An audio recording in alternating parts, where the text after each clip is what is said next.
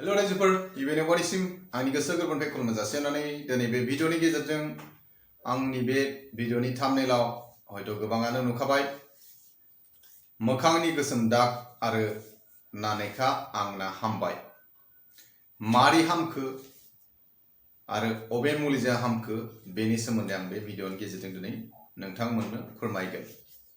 हयथ' गोबाङानो मुलिफोर बाहायबाय हामाखै दा गोबां मानसियानो हयथ' किसुमान मुलि बाहायनानै हामदों आरो बे मुलिफोरखौ हयथ' गोबाङानो मोनथिया बेनि थाखायनो आं दिनै बे भिडिअनि गेजेरजों प्रमाण हिसाबै मोनसे भिडिअखौ बानायग्रोखादोंमोन।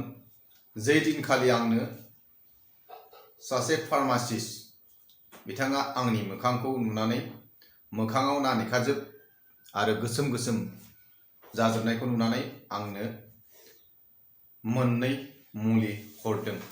जि मुलिखौ नोंथांमोना दिनै फोरमायनो सानदों बे मुलिखौ फुननायनि उनाव आंना मोखाङा सिगांनिफ्राय बहुतखिनि साफा जाबाय। दिनै जाबाय आगस्ट दाननि 22 खालार बाराया शुक्रबार। बे भिडिअ बानायनो थाखायनो आं सिगाङावनो मोनसे मुलिखौ फुनजेननाय दिननि भिडिअ बानायना दोनखादोंमोन जेराव आंनि मोखांनि दागोफोरनि प्रुफखौ जाहाथे आं दोननो हायो आरो नानेखानि दागखौ जाहाथे बे भिडिअनि थ्रु रायजोफोरनो देखायनो हायो, नङाबा हयथ' गोबाङा फोथायनाय नङा आरो जायफोर बिथाङा फोथायो नोंथांमोना बाहायनायनो हागोन। आं गिबियावनो नोंथांमोननो आं बे सिगांनि भिडिअखौ नोंथांमोननो दिन्थिग्रोनोसै। दिनै जाबाय 2025 मायथाइनि आगस्ट दाननि 1 तारिख बाराया जाबाय शुक्रबार। आं बे डेट आरो बारायखौ मानि थाखाय खोन्थादों, दिनै सासे सुबुङा आंनो मोखाङाव नायनानै मोनसे मुवा हरदों। दा बे मुवाखौ हरनाय दिन एबा बाराय एबा डेटखौ आं दिनै बे भिडिअनि गेजेरजों खेबना दोनखाबाय, मानोना 15-20 दिननि उनाव मोनसे भिडिअ बानायनानै आं रायजोफोरनो फोरमायहरगोन। दा बे भिडिअखौ मानो बानायनाय जादों, रायजोफोर नोंथांमोना आंनि मोखांखौ नुखादों जानांगौ, गोसोम जोबनैफोर गोसोम नङा होमबा, खौ मा होनो नानेखा। नाथाय सोरबा सोरबा साननांगौ दारिजोंसो गोसोम नुदों, बिदि नङा। दारिया हयथ' बे समाव भिडिअ बानायफिननाय समाव दारिया गैयाबो जानो हागौ, हयथ' सोरबाया दारि गोनांखाय मोखांखौ गोसोम नुदोंमोन एबा नानेखा गैखायामोन, बेफोरबायदि खोथा होनो हागौनि थाखायनो आं दिनै भिडिअखौ बानायग्रोखानाय जाबाय। आरो जाय बिथाङा दिनै आंनि मोखांखौ नायनानै मुलिखौ हरदों, बे मुलिखौ आं जेब्ला हामगोन, मोखाङा आंना जेब्ला साफा जागोन, अब्ला नोंथांमोननो बे मुलिनि सोमोन्दै भिडिअनि थ्रु फोरमायनो थाखायनो आं दिनै मुलिखौ दिनैनिफ्राय आं बाहायसिगोन। बेनि थाखायनो भिडिअखौ बानायग्रोखानाय जाबाय। बाहायनायनि उनाव प्रुफआ जामारोना जामारा बेखौ नायनो थाखाय आं भिडिअखौ बानायना दोननायजों लोगोसे जाहाथे रायजोफ्राबो बाहायनानै लानो हायो जायफोरनाव बेफोरबायदि मोखाङाव नानेखाफोर जानानै दं। दा बेनि प्रमाणनि थाखायनो दिनै गिबि दिन फुनजेननाय 2025 मायथाइनि आगस्ट दाननि 1 तारिखखौ भिडिअ खेबना दोनखाबाय। जेब्ला भिडिअ नेक्स्टआव भिडिअ बानायगोन अब्ला हयथ' आंनि मोखांनि फेसा जुदा जानो हागौ, खिन्थु बे समाव दारिया गैया जानो हागौ, मानोना आं दा सावन मास हिसाबै दारिखौ सैथ'नाय जायाखै। दा नंखायनो सोरबाया सानगोन दारिनि थाखायसो गोसोम नुदों, नाथाय नै नायना लाखादो आं बोनानै देखायखायबो खाथियाव नानेखाजोब। नाथाय बे नानेखाया खारोना खारा नेक्स्ट भिडिअ बानायनायनि उनाव नोंथांमोना नुनो मोनगोन। नोंथांमोना निस्सय सिगांनि भिडिअखौ नायनानै नुबाय। आंनि मोखाङाव बाहाय नै बे जायगायाव गोसोमजोबमोन, बाहाय गोसोममोन, ओरै गोसोमजोबमोन।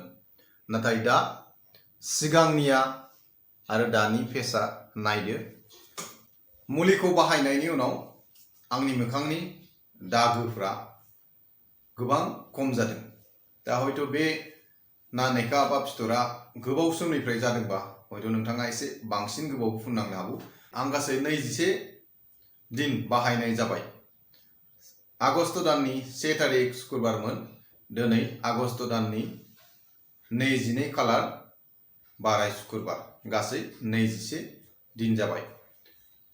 दा बे भिडिअनि गेजेरजों आं बेखौनो बुंनो नागिरदों, जायफोर बिथांमोननाव नानेखा जानानै दं एबा सालमाय फिथरफोरजों गोसोम दाग जानानै दं, किसुमाना उदैनि प्रब्लेमफोरजोंबो जायो, हयथ' मुलिया सोरनावबा थाब खामानि होगोन, सोरनावबा एसे गोबावसिन नांनो हागौ। नाथाय गोबां मानसियानो हयथ' बे मुलिखौ बाहायबाय जानांगौ आरो हयथ' गोबाङानो बे मुलिनि सोमोन्दै मोनथियाखै। जायफोर बिथांमोना दिनै मुलिखौ बाहायबाय, नोंथांमोननोथ' दरकार गैखाया।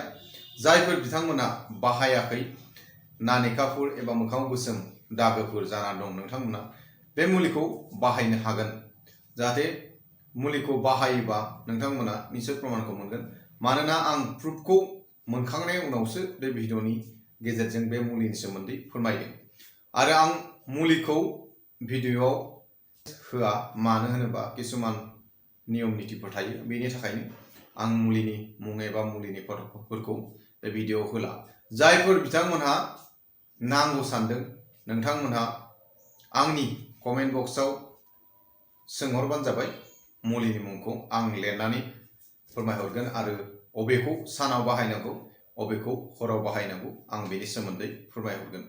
रायजोफोर, आं बे भिडिअनि गेजेरजों जि मुलिखौ फोरमायदों, जायफोरनो नांगौ नोंथांमोना कमेन्टआव सोंहरनो हागोन। नाथाय जायफोर बिथांमोनहा दरकार गैया, नोंथांमोनाथ' फुनाबाबो जागोन। नाथाय भिडिअखौ आं प्रुफ मोननाय हिसाबैसो होनाय जादों। आरो मुलिनि मुंफोरखौ आं डाइरेक्ट खोन्थानायनि गुबै जाहोनानो जाहैबाय किसुमान नियम नितिफोर थायो। बेखायनो आं बे मुलिनि मुंखौ डाइरेक्ट फोरमायहरला। नाथाय जायहा नांगौ जादों एबा गोनांथिथार सानदों, नोंथांमोना कमेन्टआव सोंहरबानो जाबाय। आं नोंथाङा सोंहरनाय लोगो लोगो मुलिनि मुंजों लोगोसे माला बाहायनांगौ बेनि समफोरखौ फोरमायहरगोन। रायजोफोर, आंनि गुबै थांखियानो जाहैबाय जायफोर बिथांमोना दिनै मोखाङाव गोसोम दागो एबा नानेखाफोरजों जाफबजादों, बिथांमोना हयथ' मुलि फुनबायबाबो हामाखै।